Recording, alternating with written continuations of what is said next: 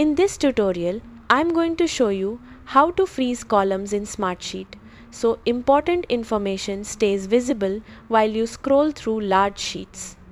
First, open Smartsheet and navigate to the sheet where you want to freeze a column. Next, locate the column you want to keep visible, such as a task name, ID, or assigned to column. Click on the column header to select it, then right-click the header to open the context menu. From the menu, choose Freeze Column. Smartsheet will place a divider next to the frozen column, indicating that it will remain visible as you scroll horizontally. You can now scroll across your sheet while keeping key information locked in place for easy reference. If you ever need to remove the freeze, simply right-click the column again and select Unfreeze Column.